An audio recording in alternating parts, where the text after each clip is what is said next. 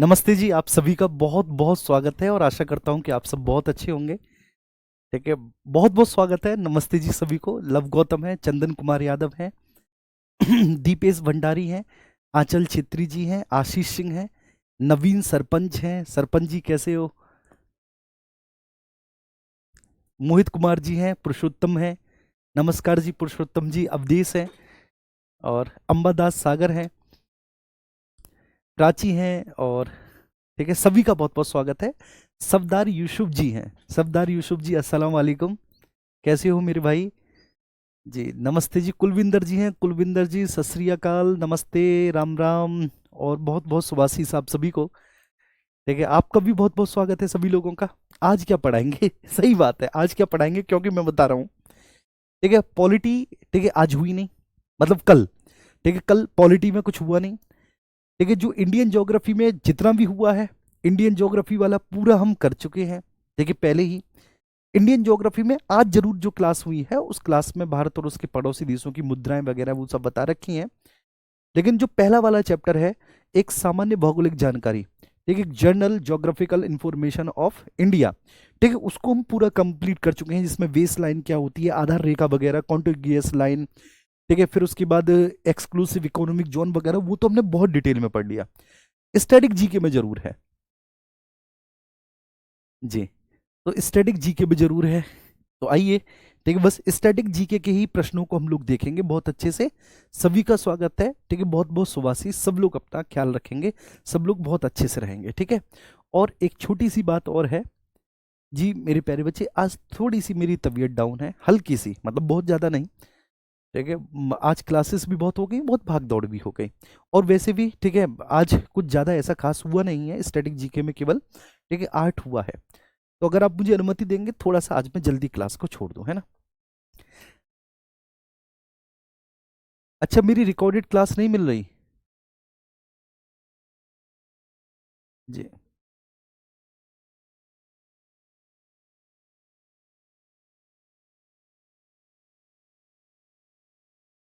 Okay, ठीक है। Application पर क्लासेस के अपलोड करने के संबंध में है, ठीक है, मैं इसके बारे में बात कर लूंगा। ठीक है, एक बार आपका जो कंसर्न है एप्लीकेशन पर क्लासेस के अपलोड करने के संदर्भ में, मैं बात कर लूंगा। ठीक है जी। थोड़ा सा दूसरा जो आपका डाउट है वो ये है कि सर पॉलिटी की क्लास क्यों नहीं हो रही। आई थिंक पॉलिटी की क्लास इसलिए नहीं हो रही कि मैम इज नॉट वेल। ठीक है, जो पारुल मैम है, सी इज नॉट फाइन। ठीक है, नाउ डेज। ठीक है, वो एक्चुअली ठीक है, तो शायद हो सकता है कि आपकी अब हिस्ट्री स्टार्ट हो जाए, क्योंकि वो अब ज़्यादा दिनों तक ठीक है उसको कंटिन्यू नहीं कर पाएंगी, तब तक जब तक कुछ सामान्य नहीं हो जाता। ठीक है, उनके यहाँ खुशखबरी आने वाली है मैम के यहाँ, तो डेट्स वाई हमारी ब्लेसिंग है मैम के लिए बहुत बहुत। ठीक है, तो इसलिए शायद अब हिस्ट्री आपकी स्टार्ट हो जाए। तो ये है ना? अच्छा, मेरा भी क्लास रिकॉर्डेड नहीं मिल रहा।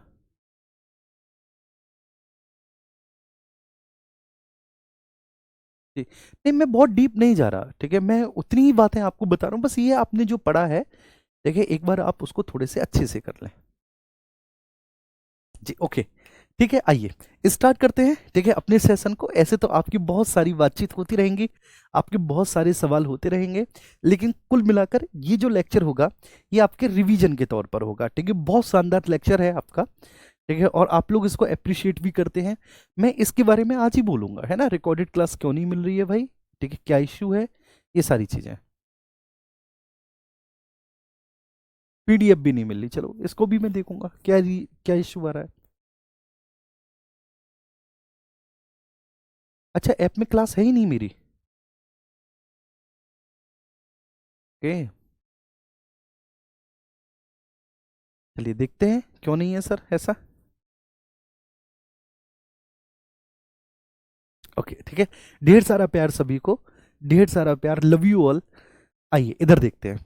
नंबर फर्स्ट, सबसे पहला है मथुरा स्कूल ऑफ आर्ट के संबंध में निम्नलिखित कथनों पर विचार कीजिए। किसके बारे में है? Mathura school of art. ठीक है, इसके संबंध में हमको निम्नलिखित कथनों पर विचार कीजिए। तो इसमें पूछा है कि मथुरा स्कूल ऑफ आर्ट पूरी तरह से स्वदेशी था, क्या इसमें विदेशी कला का कोई प्रभाव नहीं था? तो ये बात गलत हो जाएगी मेरे प्यारे बच्चे। ये बात क्यों गलत हो जाएगी? क्योंकि ये जो मथुरा स्कूल ऑफ आर्ट है, ये पूरी तरह से स्वदेशी नहीं था। इसमें ग्रीक और जो मिडिल एशिया, ठीक है, ग्रीक और मध्य एशिया के जो प्रभाव है मूर्ति कला के वो स्पष्ट रूप से परिलक्षित होते हैं। तो नंबर फर्स्ट पॉइंट ये कहना कि ये पूरी तरह से स्वदेशी था, नहीं बच्चे।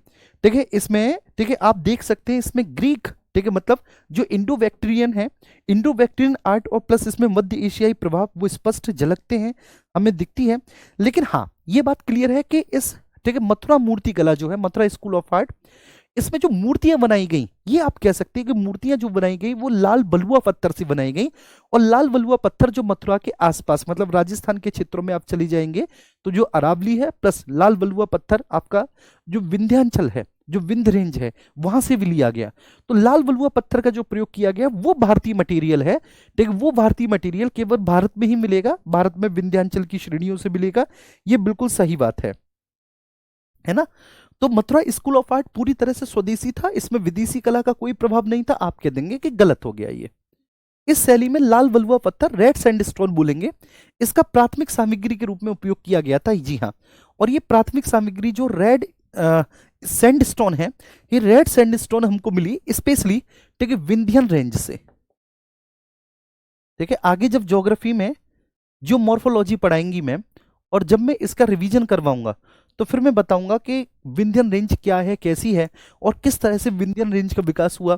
ठीक है, इसमें आर्कियन क्रम है, फिर धारवाड़ क्रम है, उसके बाद कुड़प्पा है, फिर विंध्यन है, गोंडवाना है, वो सब मैं बताऊंगा। तो विंध्यन रेंज से हमें रेड सैंडस्टोन मिला, रेड सैंडस्टोन मिला, लाल बलुआ पत्थर मिला। और इसी लाल बलुआ पत्थर से हमारा मथुरा मूर्ति कला और प्लस जो आपका आगरा का लाल किला है, ठीक है, और आगरा की और भी जो आपकी मॉन्यूमेंट्स हैं जैसे लाइक फतेहपुर सीकरी के, वो रेड सैंडस्टोन से बनाए गए हैं, वो विंध्यन रेंज से मिले हैं। ठीक है, कहाँ से? विंध्यन रेंज से। इसके अलावा अरावली रेंज से भी बहुत सीमित मात्रा में हमने रेड सैंडस्टोन लिया है, अरावली रेंज से भी हमने बहुत सीमित मात्रा में लिया है। लेकिन अगर एग्जाम में अरावली और विंध्यन दोनों आ जाए, ठीक है, तो वहां पर आप विंध्यन को क्लिक करेंगे। अरावली से भी सीमित मात्रा में हमने लिया है, तो आप कहेंगे कि यहां पर केवल दो कथन सही होगा, only statement second is true. ठीक है, only statement second is true. ठीक है, क्लियर है। अगला प्रश्न आपकी स्क्रीन पर है, मधुबनी चित्रकला की जो तकनीकी विशेषताएं हैं उनके बारे में निम्नलिखित कथनों पर विचार करना है। मधुबनी, ठीक है, अब मधुबनी चित्रकला के बारे में पूछा है कि इस शैली में कलाकार ब्रश के बजाय केवल उंगली और टहनियों का उपयोग करते हैं, आपको बताना है।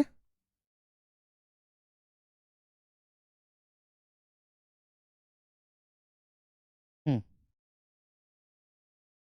ठीक है, तो इस शैली में कलाकार ब्रश के बजाय केवल उंगली टहनियों को उपयोग करते हैं। दूसरा, रिक्त स्थान को छोड़ने की परंपरा है ताकि मुख्य आकृति स्पष्ट रूप से उभर सके। तो देखो ये दोनों ही स्टेटमेंट गलत हो जाएंगे। ठीक है, मधुबनी शैली, ठीक है, इसमें समझना है कि इसमें जो कलाकार हैं वो ब्रश, उंगली, टहनी सबका यूज करते हैं। ठीक है बच्चे, वो सबका यूज करते हैं कलाकार, ब्रश का भी, उंगलियों का भी, टहनियों का भी, सबका यूज कर रहे हैं। दूसरा, ठीक है, इस चित्रकला में, ठीक है, इस आर्ट में मेरे प्यारे बच्चे, इस पेंटिंग में खाली स्थान छोड़ा जाता है नहीं। ठीक है, इसमें जो खाली स्थान होगा ना, उस खाली स्थान में भी फूल पत्तियां बना दी जाती हैं। मतलब इसका उद्देश्य केवल ये होता है कि कोई भी स्थान खाली ना रहे। ठीक है, खाली में फूल, पत्ती, पक्षी और कुछ ज्यामितीय आकृतियां जो होती हैं, जो ज्योमेट्रिक शेप होती हैं, उन ज्योमेट्रिक शेप्स को भी बना दिया जाता है, कि इसकी मुख्य विशेषता है।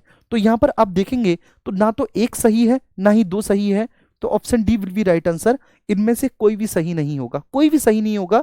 तो चित्रकला में रिक्त स्थान को छोड़ने की परंपरा, ठीक है, नहीं है। जो रिक्त स्थान होगा, जो खाली स्पेस होगा, खाली स्पेस में कुछ ज्योमेट्रिक आकृतियां बना दी जाएंगी, कुछ ज्योमेट्रिक शेप्स बना दी जाएंगी। खाली स्थानों में मैं आपको लिख देता हूं, ठीक है, आपको, ठीक है, कुछ एनिमल, वर्ड, फ्लावर्स और लीव्स, पत्तियां, इनकी आकृति बना दी जाएंगी खाली स्थान में। और यहां पर एक जो पेंटर है, जो एक कलाकार है, पेंटर है, वो सबका यूज करेगा। ठीक है, वो उंगली, टहनी, ब्रश सबका यूज करेगा। तो इसलिए ना तो इनमें से एक सही होगा ना ही दो सही होगा। क्लियर है, ना एक सही ना दो सही। अगले प्रश्न पर चलते हैं प्लीज। अगला प्रश्न आप सब लोग देखेंगे। ठीक है, इसमें है कलारीपयट्टू, ये मार्शल आर्ट है। ठीक है, ये मार्शल आर्ट है, और ये मार्शल आर्ट है आपकी कलारीपयट्टू। इसके चरणों के संबंध में निम्नलिखित कथनों पर विचार करना है। कलारीपयट्टू, ठीक है, ये मार्शल आर्ट है, तो ये अंगथरी चरण में छात्रों को बिना किसी हथियार के केवल शारीरिक शक्ति से इसमें लड़ना सिखाया जाता है, कि बिना किसी हथियार के केवल शारीरिक शक्ति से छात्र लड़े। दूसरा, ठीक है, कोलयारी, ये वह चरण होता है, या कोलथारी आप कहेंगे, सॉरी, कोलथारी वह चरण है इसमें, ठीक है। ये जो आपकी कलारीपयट्टू है, आपने देखा होगा एक इंडियन सेलिब्रिटी है, एक्टर है, जिनका नाम है विद्युत जामवाल। आप जानते होंगे विद्युत जामवाल, ठीक है, सिक्स पैक एब्स वगैरह, बड़ा फिट रहता है वो बंदा, एकदम लीन है। तो वो जो मार्शल आर्ट दिखाते हैं अपनी मूवी वगैरह में, तो वो कौन सी मार्शल आर्ट सीखते हैं? तो वो मार्शल आर्ट सीखते हैं, एक्चुअली वो वही है, ठीक, कलारीपयट्टू। ये हमारी देसी मार्शल आर्ट है। कुंफू वगैरह तो जो है ये वहां से आई है, साउथ ईस्ट एशिया से, ये जापान वगैरह में है। लेकिन ये कलारीपयट्टू जो है वो इसको बहुत प्रमोट करते हैं विद्युत जामवाल, लेकिन बहुत ज्यादा प्रमोट करते हैं। वो क्यों करते हैं? क्योंकि ये हमारी अपनी, देखिए, ये हमारी इंडियन मार्शल आर्ट है, कलारीपयट्टू। तो ये जो कलारीपयट्टू है उसमें, ठीक है, अंगथरी चरण में छात्रों को बिना किसी हथियार के केवल शारीरिक शक्ति से लड़ना सिखाया जाता है। और ये तो गलत हो गया कि केवल शारीरिक शक्ति से लड़ना नहीं सिखाया जाता, गलत हो जाएगा इसमें। और इसमें कोलथारी वह चरण होता है जहां छात्रों को धातु के हथियारों के बजाय लकड़ी के हथियारों से प्रशिक्षित किया जाता है। ये बात बिल्कुल सही है, तो इसमें केवल दो सही हो जाएगा, केवल दो सही हो जाएगा, ठीक है, क्लियर है। तो नंबर फर्स्ट ये बात ध्यान रखना, इसमें जो अंगथरी है, वास्तव में अंगथरी में धातु के हथियार जैसे तलवार भाला के साथ प्रशिक्षण का चरण होता है अंगथरी। अंगथरी में आप, ठीक है, तलवार और भाला दोनों का यूज करते हैं, तलवार का भी यूज करते हैं अंगथरी में, और आप भाले का भी यूज करते हैं, ठीक है। दोनों का प्रशिक्षण दिया जाता है इसमें, तलवार और भाले दोनों के प्रशिक्षण को दिया जाता है इसमें, दोनों की ट्रेनिंग दी जाती है। और जितने भी आपके, और जितने भी आपके मेटल के, और जितने भी आपके धातु के अस्त्र होंगे, जितने भी धातु के आपके विपंस होंगे, अस्त्र होंगे, ठीक है, सभी का प्रशिक्षण दिया जाएगा, ठीक है। जो भी मतलब जैसे कि आपके तलवार हो गए, भाला हो गए, और भी धातु के जितने भी आपके अस्त्र होंगे, विपंस होंगे, इसमें सबका प्रशिक्षण दिया जाता है। तो ये कहना कि छात्रों को बिना हथियार के केवल शारीरिक शक्ति से लड़ना सिखाया जाता है, तो ये बात बिल्कुल गलत है। इसमें तलवार, भाले आदि के साथ प्रशिक्षण दिया जाता है। क्लियर है? एक बार थम्स अप करेंगे, ठीक है। अच्छा, अब आपसे पूछा जाए कि वेरुम काई क्या है इसमें, क्या पूछा जाए कि भाई वेरुम काई क्या है, वेरुम काई इसमें, तो आप कहेंगे वेरुम काई का मतलब होता है, वेरुम काई आप इंग्लिश में भी लिख देंगे इसी तरह से, वेरुम काई जहां पर निशस्त्र लड़ना सिखाया जाता है, यहां पर कोई हथियार का यूज नहीं होगा। वेरुम काई में निशस्त्र, ठीक है, ठीक है, शस्त्र से रहित होकर इसमें निशस्त्र लड़ना सिखाया जाता है, निशस्त्र लड़ना सिखाया जाता है वीरुमकाई में, ठीक है मेरे प्यारे बच्चे, निशस्त्र लड़ना सिखाया जाता है। इसमें किसी भी तरह के आप बीपन का यूज नहीं कर सकते, नहीं करते। इसमें केवल जो आपके हाथ वगैरह हैं, आप उन्हीं से आप इसमें केवल निशस्त्र लड़ते हैं। क्लियर है? तो आपसे पूछा जाए कि निशस्त्र लड़ने, ठीक है, को हम क्या कहते हैं? कलारीपयट्टू में जो निशस्त्र लड़ते हैं उस विधा को क्या कहते हैं? देखिए, जो बिना हथियारों के निशस्त्र लड़ते हैं उस विधा को क्या कहते हैं? तो आपसे कोई भी पूछे कि उस विधा को हम क्या कहेंगे, उसको हम वेरुमकाई कहेंगे, ठीक है ना। उस विधा को, देखिए, उस ट्रेनिंग स्कूल को हम वेरुमकाई कहेंगे, ठीक है। अंगथरी क्या होता है? अंगथरी वो होता है भाई, ठीक है, जिसमें आप, ठीक है, जितने भी आपके पास अस्त्र शस्त्र होते हैं धातु के, ठीक है, वो सब आपको सिखाए जाते हैं, वो सारे आपको सिखाए जाते हैं, सारे, ठीक है, सबसे आप। अगला होता है कोलथारी। कोलथारी वह चरण होता है जिसमें आप केवल धातु की बजाय लकड़ी के हथियारों से आपको प्रशिक्षित किया जाता है। क्यों लकड़ी के हथियारों से? इसलिए क्योंकि आपको चोट कम मिले, जी, आपको चोट कम मिले, ठीक है, चोट न लगे किसी भी अपोनेंट को, क्योंकि उससे आपको प्रशिक्षित किया जा रहा है। तो कोलथारी वह चरण होता है, केवल इसमें दो सही है। अगले प्रश्न पर चलेंगे। इसमें पिछवाई चित्रकला की ऐतिहासिक पृष्ठभूमि के बारे में निम्नलिखित कथनों पर विचार कीजिए। सूरज कुमार, ठीक है, आप बहुत सारे कमेंट कर रहे हैं, please Suraj. Okay, board PDF के लिए मैं बोल दूंगा, है ना, मैंने बता दिया, मैं बोल दूंगा, ठीक है, मैं प्रॉमिस करता हूं आपसे, मैं बोल दूंगा इस बात को, और मैं अपर लेवल तक जाकर बोल दूंगा, जी। ठीक है गौतम, बिल्कुल ठीक है गौतम, मैं ध्यान रखूंगा बिल्कुल, ठीक है, ये जो भी मैंने लिखा है ये मैं अलग लिखूंगा, ठीक है, अलग लिखूंगा, यस, ओके, ठीक है, ढेर सारा प्यार आपको भी। आइए अब यहां पर देखेंगे पिछवाई चित्रकला की ऐतिहासिक पृष्ठभूमि के बारे में। उसकी पिछवाई चित्रकला जो है, जो पिछवाई पेंटिंग है, उसकी जो हिस्टोरिकल बैकग्राउंड है, ऐतिहासिक पृष्ठभूमि है, उसके बारे में ये कुछ कथन दे रखे हैं, उन पर आपको विचार करना है। सबसे पहला है जो स्टेटमेंट है कि पिछवाई कला की शुरुआत राजस्थान के नाथद्वारा में लगभग आज से 500 वर्ष पहले हुई थी। जो पिछवाई कला है उसकी शुरुआत राजस्थान के नाथद्वारा में आज से लगभग 500 साल पहले हुई। और ये चित्र मुख्य रूप से जैन धर्म के तीर्थंकरों के जीवन को समर्पित हैं। जो पिछवाई पेंटिंग है, देखिए इसमें जो चित्र बनाए जाते हैं मुख्यतः जो जैन धर्म के तीर्थंकर है। अच्छा, कितने तीर्थंकर हुए जैन धर्म में? टोटल 24 तीर्थंकर हुए जी।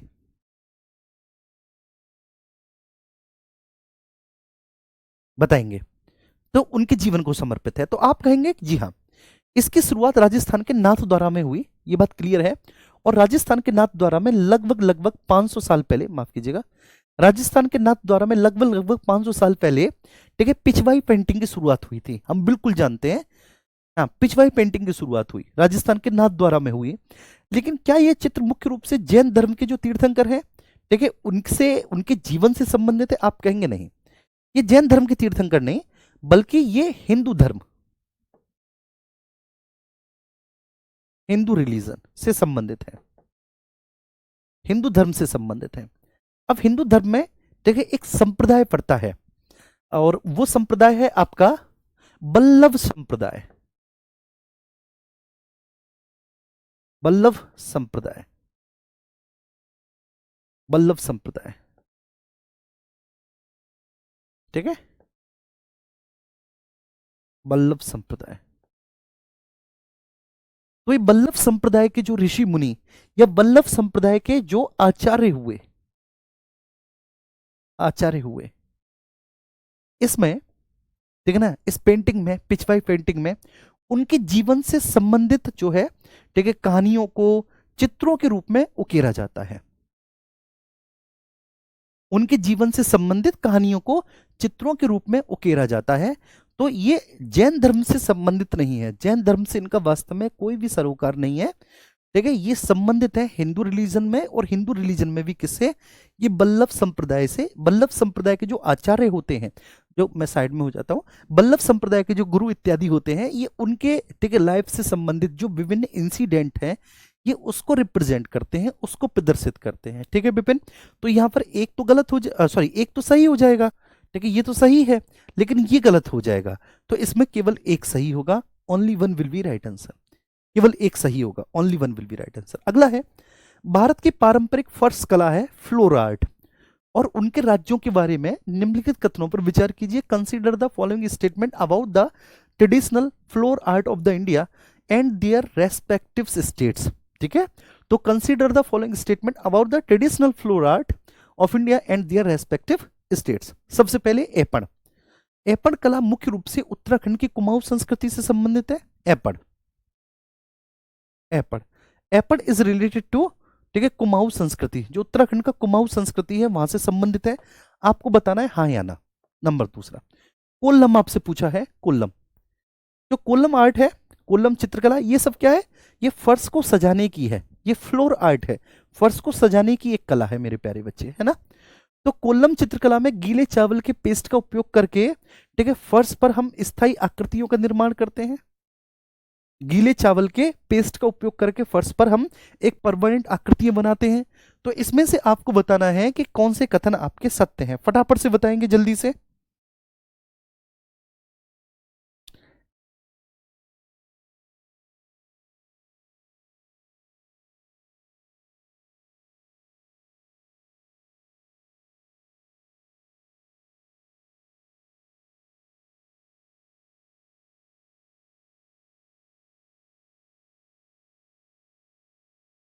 बताएंगे, देखो इसमें पहला वाला स्टेटमेंट बिल्कुल सही है, मैं बता देता हूं आपको, कोई दिक्कत नहीं लेना, मैं हूं तो सही बताने के लिए। जी, मैं बताता हूं कि इसमें एपट जो है, एपन का कला मुख्य रूप से उत्तराखंड की कुमाऊं संस्कृति से संबंधित है। यस, ठीक है, Aipan is a floor art. देखिए एपन जो है ये फ्लोर आर्ट है, एपन फ्लोर आर्ट है, और ये एपन फ्लोर आर्ट संबंधित है आपकी उत्तराखंड की कुमाऊं संस्कृति से। यस। कोल्लम चित्रकला में गीले चावल, गलत हो जाएगा, बस केवल ये वाला स्टेटमेंट, गीला चावल नहीं इसमें, इसमें ड्राई, इसमें ड्राई पेस्ट ऑफ राइस होता है, इसमें सूखा चावल का पेस्ट होता है। ठीक है, क्या होता है इसमें, हम सूखे चावल के पेस्ट का यूज करते हैं, सूखे चावल का पेस्ट करते हैं, यूज करते हैं, सूखे चावल के पेस्ट का यूज करते हैं। क्या ये स्थायी होता है? कोल्लम नहीं, कोल्लम टेम्पोरेरी होता है, टेम्पोरेरी होता है, हर सुबह बनाया जाता है, टेम्पोरेरी।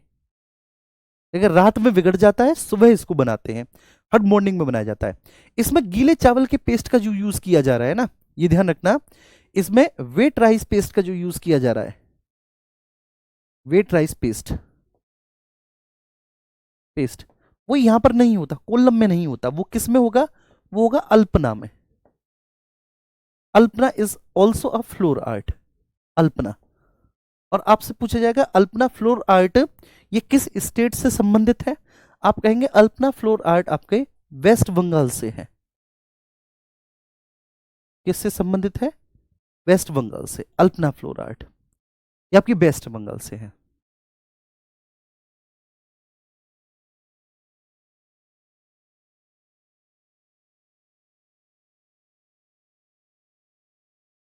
जी ठीक है ना, तो ये आपको बहुत अच्छे समझ में आ गया। हाँ देखो, सर ने केवल स्टेट बताए हैं, कोई दिक्कत नहीं। ठीक है, मैं इनके बारे में कुछ पॉइंट्स आपको बता रहा हूं, और जब मैं इनके बारे में कुछ पॉइंट्स आपको बता रहा हूं, तो जहां पर सर ने वो स्टेट्स केवल बताए हैं कौन कौन से स्टेट्स में, तो वहां पर ये कुछ एक आध दो पॉइंट्स भी लिख लेंगे। क्यों लिख लेंगे ये एक आध दो पॉइंट्स? जिससे कि आपकी तैयारी और मजबूत हो जाएगी उसके बारे में, इनके बारे में। ठीक है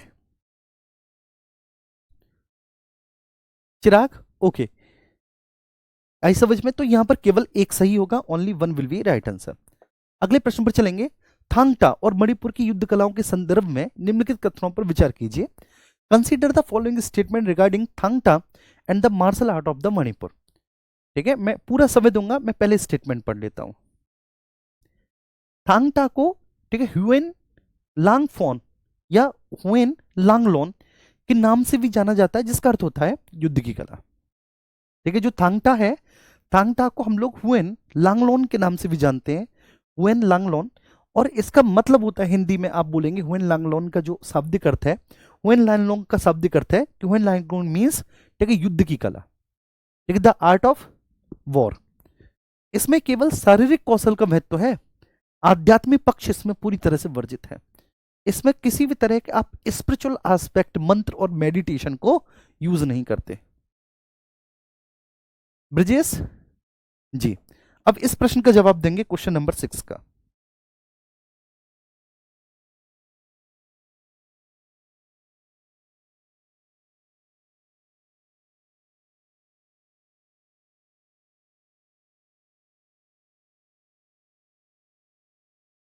थंगटा मतलब ये हमारी, ठीक है, एंशियंट हमारे आर्ट ऑफ वार है, एंशियंट आर्ट ऑफ वार। और ये जो एंशियंट आर्ट ऑफ वार है, ये बहुत महत्वपूर्ण है, ये बहुत फेमस है। आप सोच के देखिए कि हम, ठीक है, प्राचीन समय में कैसे जीवन यापन करते थे। प्राचीन समय में हमारा जीवन, ठीक है, कैसा होता था कि वहां पर हमारे पास, ठीक है, आध्यात्मिक शक्तियां भी थी, मेडिटेशन भी करते थे, सारी चीजें आप सोचो। थंगटा को, ठीक है, हुएन लांगलोन के नाम से भी जाना जाता है। यस, ठीक है, हम थंगटा को हुएन लांगलोन के नाम से जानते हैं, बिल्कुल सही बात है। आप ये कह सकते हैं कि जो आपका हुएन लांगलोन है, this is a part of Thangta. Huyen Langlon Thangta का एक पार्ट है। इसका अर्थ होता है तलवार, ठीक है, और युद्ध की कला। जी हाँ, ठीक है, इसमें आप तलवार, भाला, ठीक है, तलवार भाला, आप इनका यूज करते हैं। मतलब एक तरह से अगर आप बोले, लांगलोन का मतलब ही होता है तलवार और भाला। मतलब, ठीक है, जो युद्ध के इंस्ट्रूमेंट्स होते हैं, द इंस्ट्रूमेंट्स ऑफ वॉर, तलवार और भाला, इंस्ट्रूमेंट्स ऑफ वॉर,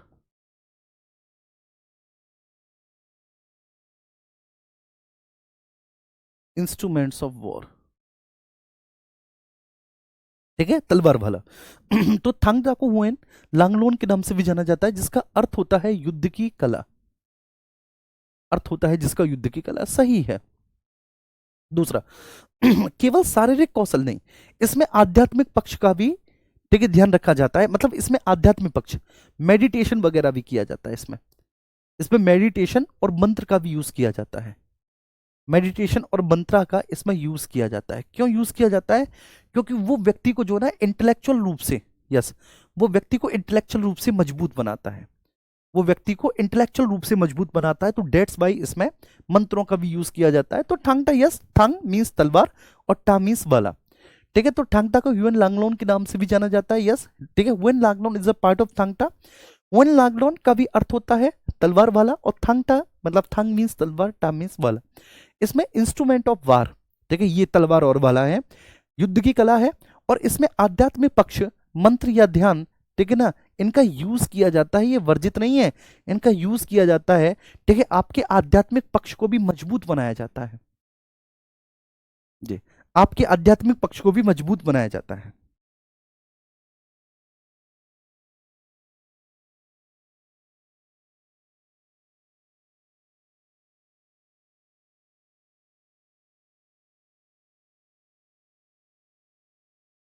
नेक्स्ट, अगला प्रश्न है आपका क्वेश्चन नंबर 7।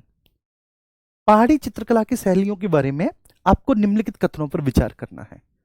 पहाड़ी चित्रकला की कुछ शैलियां हैं और उसके बारे में कुछ कथन है, निम्नलिखित कथनों पर विचार करना है, ठीक है। वसोहली चित्रकला में चटकीले रंग और मुगल प्रभाव की स्पष्ट कमी दिखाई देती है, यस, बिल्कुल सही है, ठीक है। वसोहली चित्रकला जो है उसमें चटकीले रंगों का प्रयोग किया गया। इस चित्रकला में, वसोहली चित्रकला में चटकीले रंगों का प्रयोग किया गया। अच्छा, एसएससी में क्यों पढ़ाया जाता है? क्योंकि एसएससी में आपकी पोस्टिंग पता नहीं किस स्टेट में हो, ठीक है, कहां पर हो, ठीक है, ये इसलिए। और जब आपकी जिस स्टेट में, तो एटलीस्ट उस स्टेट की आप कल्चर को समझें, मतलब उस स्टेट के कल्चर के प्रति आपके मन में सम्मान हो, ठीक है। बेशक आप वहां के नहीं है, लेकिन आपकी पोस्टिंग किसी भी राज्य में हो जाती है, तो वहां की संस्कृति के साथ आप बैलेंस स्थापित करें। इसलिए मतलब डाइवर्सिफिकेशन को एस्टेब्लिश करने के लिए ये आपको विभिन्न राज्यों की, ठीक है, खान पान, वस्त्र, आदत, रीति रिवाज, डांस, ये सब, ठीक है ना, पढ़ाए जाते हैं। ये सब पढ़ाए जाते हैं, ठीक है। इसलिए यहाँ पर एसएससी में इसका महत्व है। तो वसोली चित्रकला में चटकीले रंगों, हाँ, मुगल प्रभाव की इसमें कमी है, क्योंकि मुगलों का प्रभाव पड़ ही नहीं पाया है ना इस पर।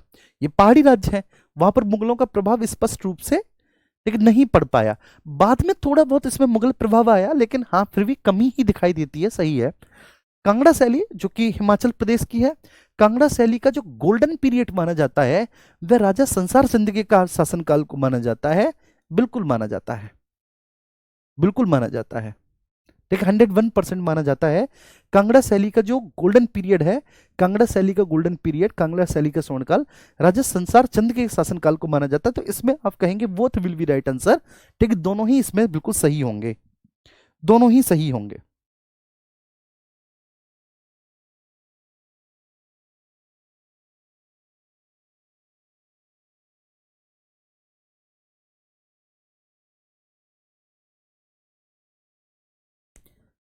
अगला, ठीक है, गटका मार्शल आर्ट, ये तो सिखों की है। गटका मार्शल आर्ट आपने देखा होगा, जब कभी भी सिखों की झांकियां निकलती हैं, सिखों के जो विभिन्न गुरु हैं, 10 गुरु रहे, तो उन 10 गुरुओं के जन्मदिन पर झांकियां निकलती हैं जी, झांकियां निकलती हैं। और जब वो झांकियां निकलती हैं तो आपने उनमें देखा होगा कि वो अपनी युद्ध कला का, ठीक है, कौशल दिखाते हैं। तो उसको हम लोग कहते हैं गटका शैली, गटका मार्शल आर्ट। उसकी उत्पत्ति के बारे में, तो गटका मार्शल आर्ट जो है सिखों के छठवें गुरु हुए,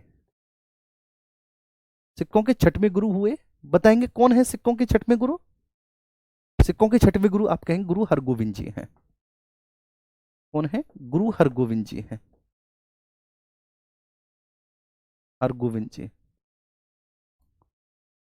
सिक्कों के छठवें गुरु। उन्होंने इस शैली का विकास किया था। फिर बाद में सिक्कों के जो 10वें गुरु हुए, उन्होंने इसको आगे बढ़ाया। 10वें गुरु ने, 10वें गुरु जी कौन है? सबसे अंतिम गुरु, गुरु गोविंद सिंह जी। 10वें गुरु गुरु गोविंद सिंह जी, ठीक है। इसको मैं इंग्लिश में भी लिख सकता था, अब चूंकि नाम है तो इसको इंग्लिश में लिख दो या हिंदी में लिख दो, बात एक ही है।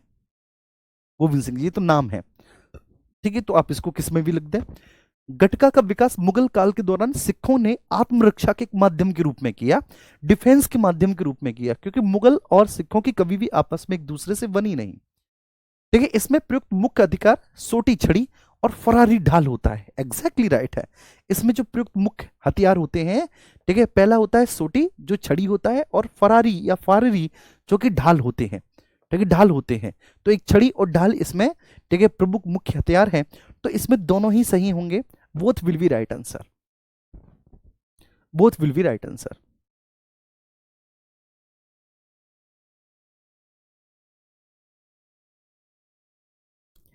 चलिए अमृत कौर। हाँ, कौर आप तो जानते होंगे, अमृत बेटा आप तो इसको जानते होंगे बहुत अच्छे से, ठीक है ना। इसमें जो छड़ी होती है सोटी, और इसमें जो फारेरी होती है, ठीक है, ढाल, ठीक है, वो यूज करते हैं जब आप, ठीक है, देखेंगे। अभी मैं अलीगढ़ में था, ठीक है, मेरा होम टाउन नेटिव जो है, मैं अलीगढ़ से हूँ, तो मैं अलीगढ़ गया हुआ था किसी काम से, मार्केट में था। तो अभी ठीक कुछ ही दिन पहले सिखों का कोई, आई थिंक कोई पर्व था, कोई उत्सव था, और ये बात है अलीगढ़ में रेलवे रोड की। तो वहां पर बहुत लंबी बहुत बड़ी झांकी निकल रही थी, तो वो जो उनकी जो मार्शल आर्ट है, वो उसका प्रदर्शन करते हैं, इसी का, गटका का। तो वहां पर मैंने एक्चुअली गटका को, ठीक है, देखा, उसको बहुत अच्छे से समझा, ठीक है। सोटी और जो फारिरी है ढाल, ठीक है, वो उसका प्रयोग कर रहे थे, वो उसका प्रदर्शन कर रहे थे, दिखा रहे थे। और ऑब्वियस सी बात है यार, जो है ना, Sikh is a martial com, martial com. Okay, clear है। अगले प्रश्न पर चलेंगे। नेक्स्ट प्रश्न है, पट्टचित्र। इस कला की विशेषताओं के संदर्भ में निम्नलिखित कथनों पर विचार कीजिए। पट्टचित्र कला का मुख्य रूप से उड़ीसा और पश्चिम बंगाल, ठीक है, में इसका जन्म हुआ, या ये जो पट्टचित्र है डेट इज बिलोंगिंग टू, इसका संबंध होता है उड़ीसा और पश्चिम बंगाल से। दूसरा है पट्टचित्र कि इनमें चित्रों को स्केच के लिए पेंसिल या कोयले का उपयोग हम नहीं करते। जी, नहीं करते। तो जवाब देंगे आप इसका, पट्टचित्र कला की मुख्य विशेषताओं के संदर्भ में।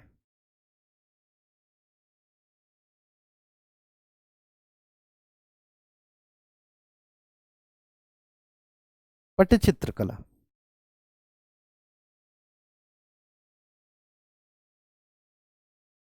बताएंगे है ना।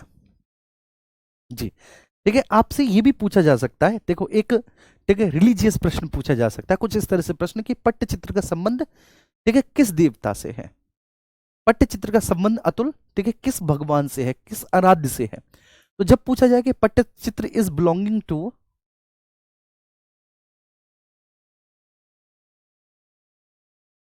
Pattachitra is belonging to,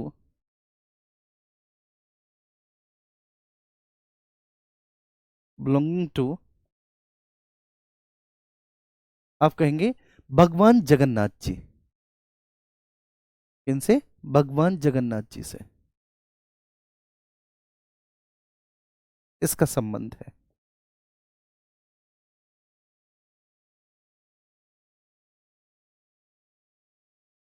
Jagannath ji से इसका संबंध है, मीन्स उड़ीसा पूरी, पूरी, ठीक है। तो ये बात सही है बिल्कुल, उड़ीसा पश्चिम बंगाल। इसमें जो कलाकार होता है, जो पेंटर होगा इसमें, ठीक है, पेंट करने वाले कलाकार को पेंटर कहेंगे। पेंटर क्या है, किसमें ब्रश का यूज करेगा आउटर लाइन के लिए। पेंटर इसमें ब्रश का यूज करेगा फॉर व्हाट, आउटर लाइन के लिए ब्रश का यूज करेगा। और उसके बाद फिर इसमें ब्रश का यूज करेगा, ठीक है ना, आउटर लाइन के लिए। और आमतौर पर आउटर लाइन के लिए वो, ठीक है, रेड और येलो, ऐसे कलर का यूज करता है, रेड और येलो। फिर उसके बाद फिर वो इसमें अंदर कलर भरता है ऐसे, फिर वो अंदर इसमें कलर करता है, ठीक है, इंटीरियर कलर करता है फिर वो उसमें अंदर, फिर वो इसमें अंदर कलर करता है कुछ ऐसे। तो इन चित्रों में किसी भी स्केच के लिए पेंसिल या कोयले का उपयोग नहीं किया जाता, ये भी सही है और इससे संबंधित है। तो इसमें दोनों ही सही होंगे, ठीक है, both will be right answer, इसमें दोनों सही होंगे, ठीक है भावना, भावना, ओके। हाँ, लब में बता दूंगा, है ना।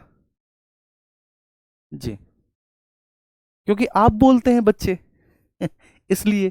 क्या नाम है इस बच्ची का, चला गया ऊपर नाम, एक मुझे, एक मिनट मुझे नाम देखने दो, क्या नाम है इस प्यारी बच्ची का।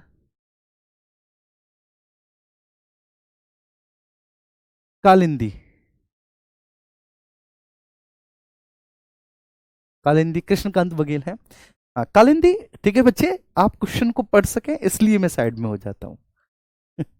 आइए अगला प्रश्न है, ठीक है, सिलंबम और उसके पशु आंदोलन के बारे में निम्नलिखित कथनों पर विचार कीजिए। किसके बारे में?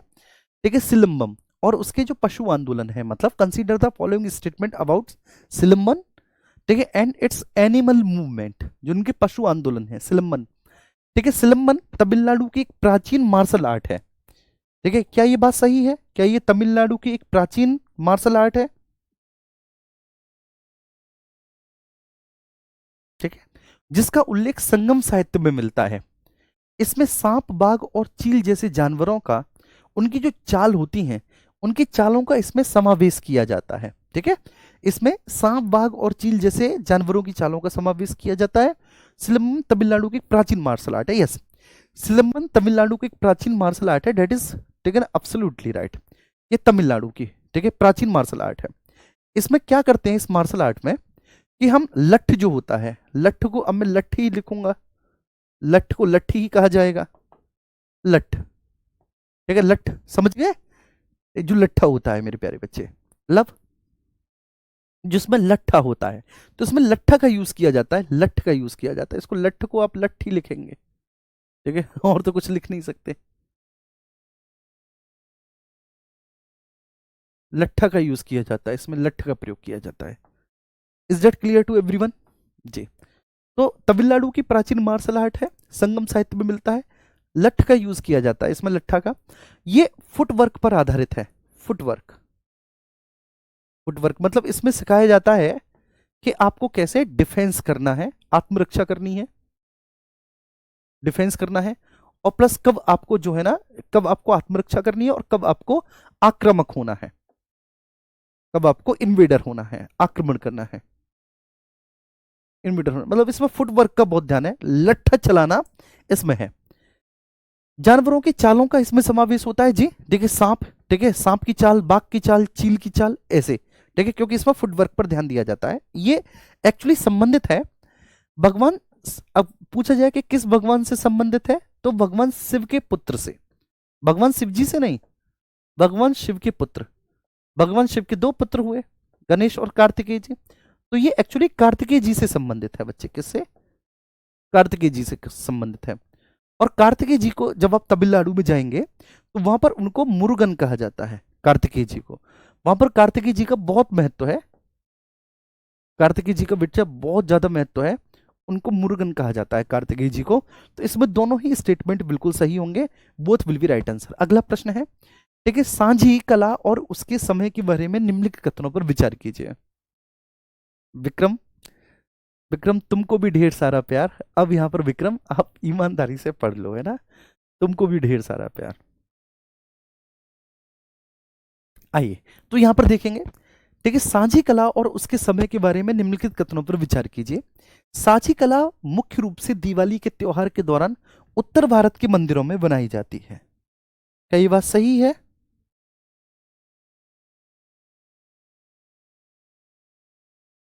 हाँ या ना? दूसरा, इसमें सूखे रंगों के साथ साथ पानी की सतह पर भी चित्र बनाए जाते हैं इसमें।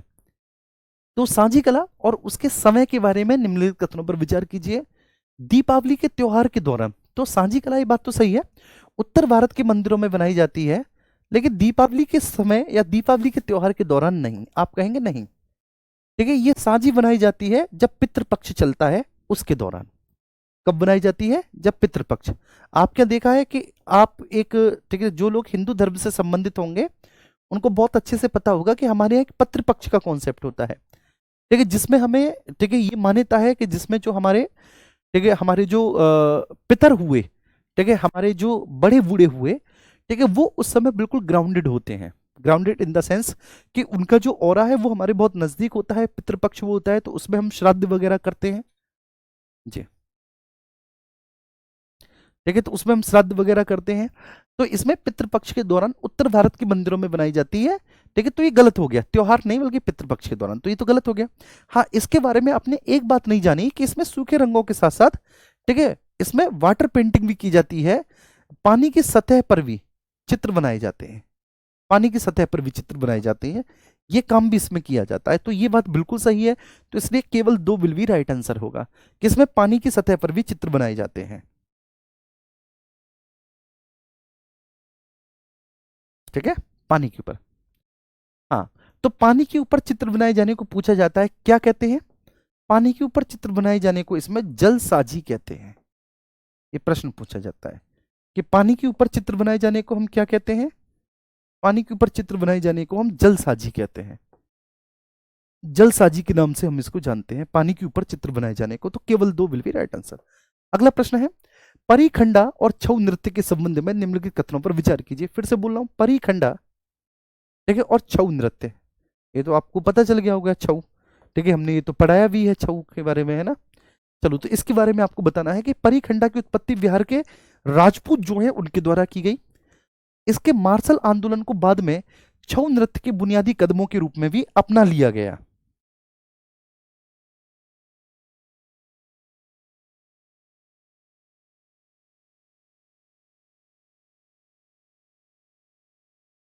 जी, ठीक है, परिखंडा की उत्पत्ति बिहार के राजपूतों के द्वारा की गई। यस, बिहार के जो मार्शल राजपूत थे उनके द्वारा परिखंडा की उत्पत्ति की गई। बिहार से है परिखंडा, यस, ठीक है, तो बिहार से है परिखंडा। बिहार के जो राजपूत है, राजपूत वो भी मार्शल्स, ठीक है। अब इसमें परी का अर्थ होता है आमतौर पर तलवार,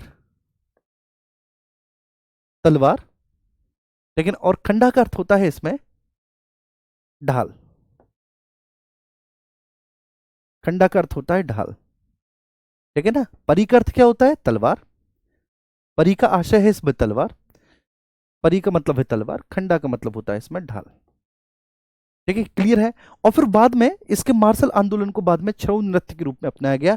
तो छऊ नृत्य जो है वो आपको पता है वो एक लड़ाका नृत्य है, मतलब छऊ नृत्य एक शौर्य प्रदर्शन को दिखाने वाला, ठीक है, अपने हिम्मत और अपनी युद्ध कला का प्रदर्शन करने वाला एक नृत्य होता है छऊ नृत्य। तो ये बिल्कुल सही है, ठीक है, दोनों ही बिल्कुल सही होंगे। अगला प्रश्न है, ठीक है, थंका से पूछा गया है, थंका चित्रकला के प्रायोजन के संदर्भ में निम्नलिखित कथनों पर विचार कीजिए। अब ये जो थंका चित्रकला है तिब्बती बौद्ध धर्म के अनुयायियों के लिए ध्यान और शिक्षण के उपकरण के रूप में कार्य करती है, यस और नो?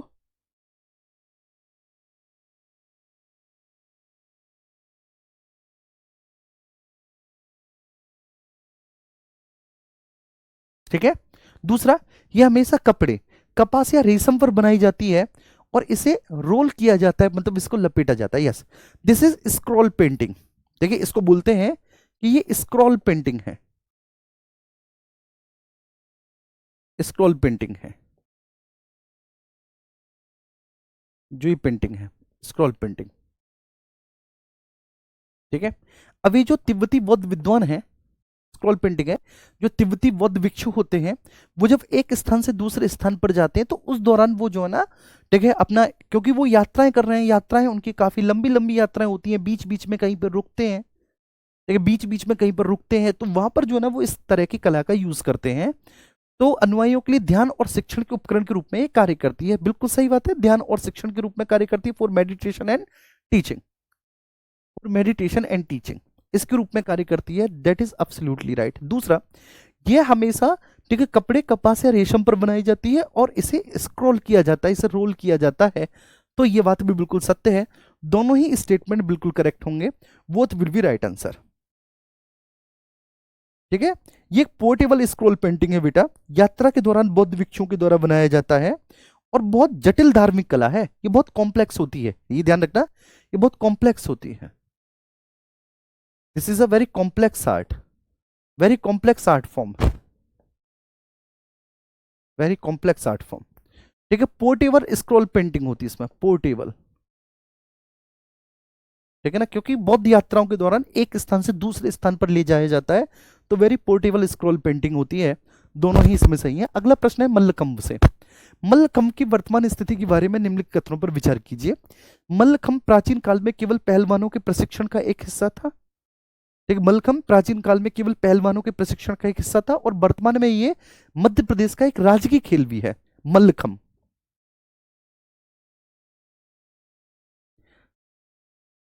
बताएंगे,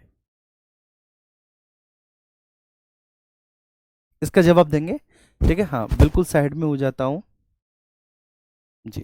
अंजलि जी, अब बताइए आप, इसमें बताइए क्या इसमें दोनों सही हैं? मलखम के बारे में क्वेश्चन नंबर 14।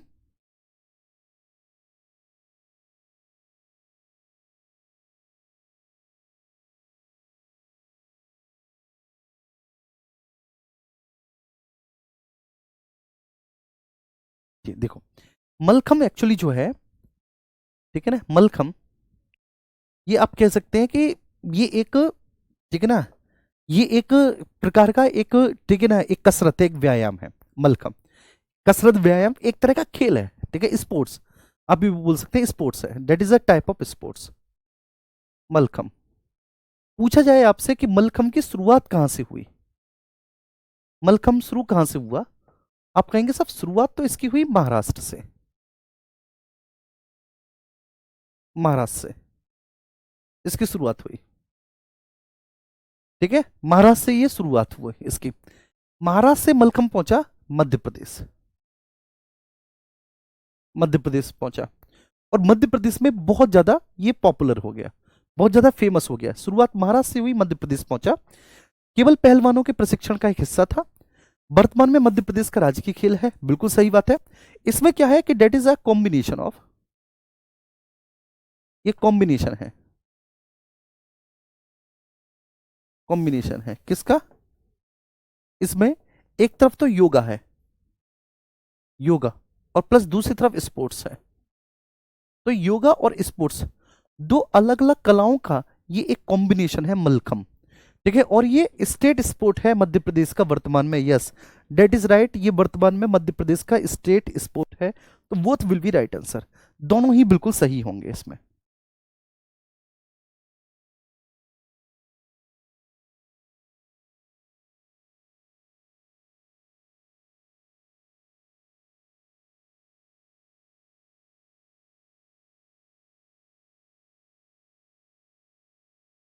ठीक है, क्वेश्चन नंबर 15 पर आते हैं, ठीक है, आप साथ के साथ नोट भी करते हुए चले जाइए। अब इस पर आते हैं, हाँ, ठीक है, वर्ली, ठीक है, वर्ली महाराष्ट्र में है। वर्ली पेंटिंग में मुख्य रूप से लाल और काले रंगों का उपयोग किया जाता है, ये गलत हो जाएगा, ठीक है, वर्ली पेंटिंग में एक्चुअली मुख्य रूप से लाल और काले रंगों का उपयोग नहीं किया जाता, इसमें व्हाइट कलर का यूज किया जाता है। आप कहेंगे ये गलत हो गया, इसमें व्हाइट कलर का, श्वेत रंग का, व्हाइट कलर का यूज किया जाता है, ठीक है, व्हाइट कलर, और वो भी कौन सा व्हाइट कलर भी, ठीक है, चावल के आटे का, चावल का आटा व्हाइट कलर, चावल के आटे का प्रयोग किया जाता है व्हाइट कलर के लिए वर्ली में, ठीक है, हाँ। इसके बाद आप इसमें क्या करेंगे, आप इसमें गोबर वगैरह से इसको लीपते हुए हैं, गोबर, ठीक है, आदि से इसमें, ठीक है, आप लीप कर, ठीक है, रेड कलर डालते हैं, तो ये गलत हो जाएगा। यह चित्रकला वर्ली जनजाति, बस वर्ली जनजाति की सामाजिक और पारंपरिक जीवन शैली को दर्शाती है, ठीक है ना कि केवल पौराणिक, हाँ ये उनकी पौराणिक कथा प्लस उनकी सामाजिक और पारंपरिक जीवन शैली दोनों को ही दर्शाती है। तो केवल दो जो है वो इसका सही आंसर होगा, only two will be right answer. Warli में व्हाइट कलर का यूज किया जाता है, वेरी गुड। और ये जो व्हाइट कलर है, ये व्हाइट कलर आता कहां से है भैया, चावल के पेस्ट से आता है, ठीक है, आमतौर पर। और इसका जो आधार है, ठीक है, वो गोबर से पुता हुआ होता है या लाल मिट्टी का यूज किया जाता है। और ये कब की जाती है, ठीक है, बर्ली पेंटिंग, आमतौर पर बर्ली पेंटिंग, ठीक है, जब फसल वगैरह कटती है, जब फसल आदि कटती है, तो फसल आदि के कटने पर ये पेंटिंग की जाती है। फसल के कटने पर लोग सेलिब्रेट करते हैं, फसल कटती है, फसल बिकेगी, रुपया आएगा, ठीक है, फसल का कटना, ठीक है, एक प्रतीक होता है प्रॉस्पेरिटी का, समृद्धि का प्रतीक होता है। इसलिए भारत में ऐसे बहुत सारे क्षेत्र हैं जहां पर फसलों के कटने पर पर्व मनाए जाते हैं, त्योहार मनाए जाते हैं। चलिए, तो आज हम कुल मिलाकर केवल 15 क्वेश्चन ही देखेंगे, मैंने आपसे पहले ही बोल दिया था, 15 क्वेश्चन आज हम केवल देखेंगे, और ठीक है, फिर आगे चलेंगे। और सबका, ठीक है, बहुत बहुत स्वागत है, ठीक है, आगे चलेंगे, हम कल चलेंगे आगे, ठीक है, ओके जी। और बताइए सब लोग अच्छे हैं?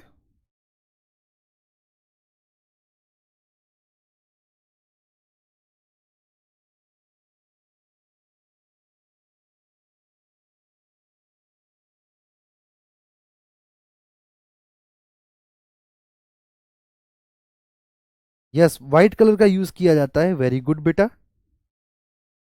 हाँ, ठीक है, रेड कलर के लिए हम इसमें, ठीक है ना, रेड सॉइल का यूज करते हैं रेड कलर के लिए, या फिर हम गोबर वगैरह से बेटा पोत देते हैं।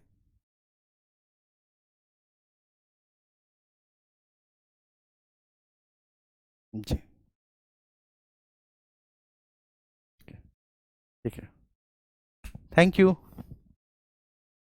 Thank you so much, thank you.